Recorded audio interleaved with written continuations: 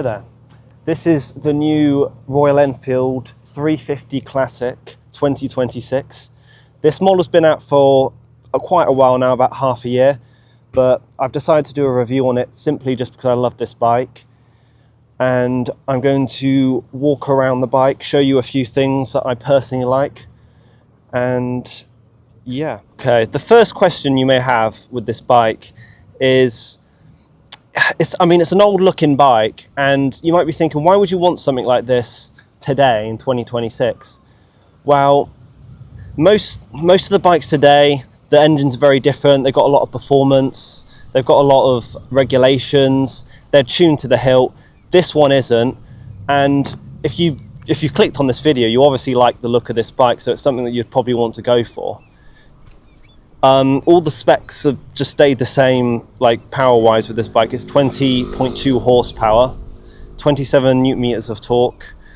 That hasn't changed, just a few different details, like they've added like a new rack to go in, and like adjustable clutch levers, and everything else has stayed the same with this bike.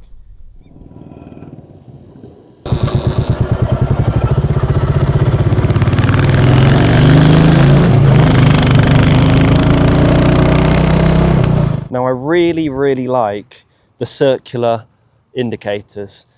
I know they're not LED, but they still look nice, especially with the styling of the bike.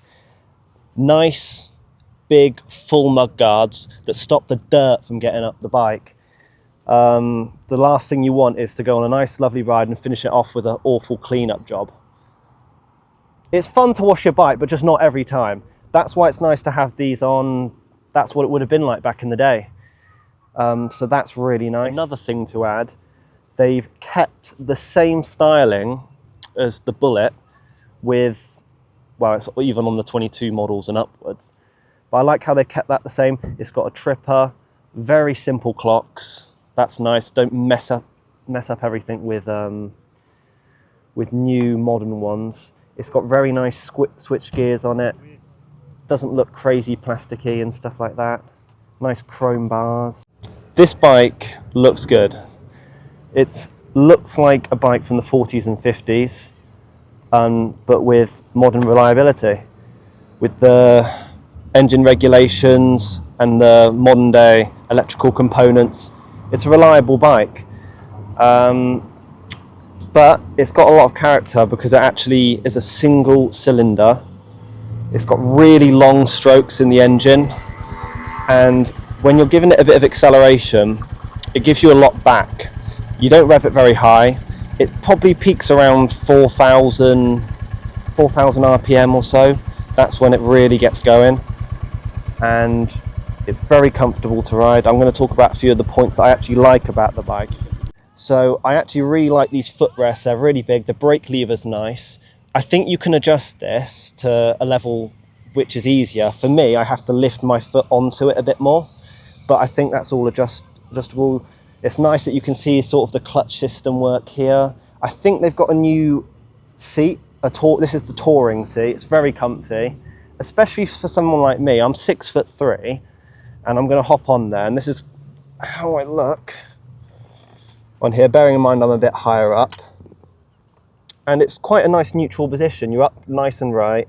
You could probably raise some stuff if you wanted to, but that's like modifications, like more money.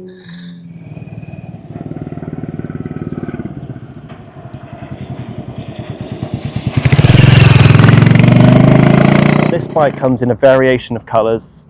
This is the brown and chrome. They've got an emerald green, which is personally my favourite. If I was to get this bike, I'll go for that one. There's just something nice about it. They've got a stealth black. I'm pretty sure that's a new option. And then they've got some of the other ones like grey, red with the brown seat and stuff like that.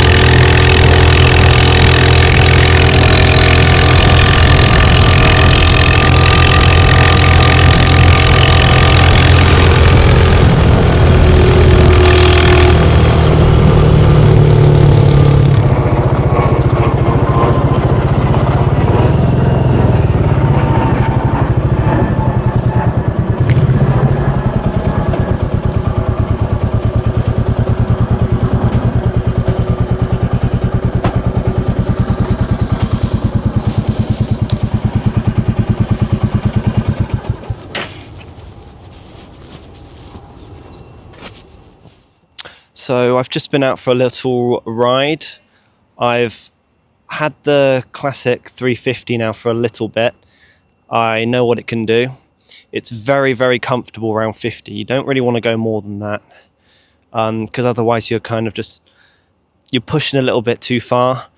But what's nice about this bike is it does all the speeds on all roads, very comfortably on a motorway, comfortably on an A road, best on back roads, and it's very, very fuel efficient if you keep it at 50. 82 to 92 miles to the gallon, I think. On a full tank, I don't even want to know. If you were commuting to work or something on this thing, well, you're commuting in style for one thing, and second of all, you ain't going to be using much fuel.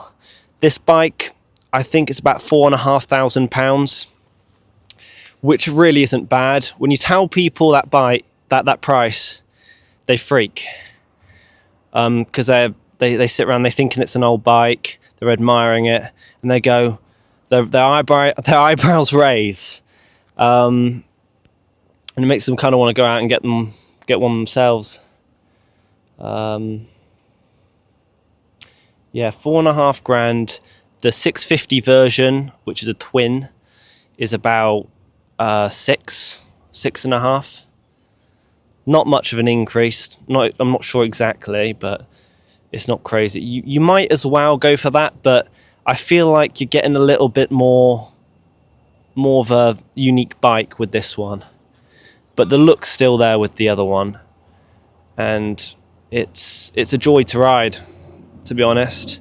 I don't feel like I need any more power, because I'm just thinking about the sound of that exhaust, really, pottering away.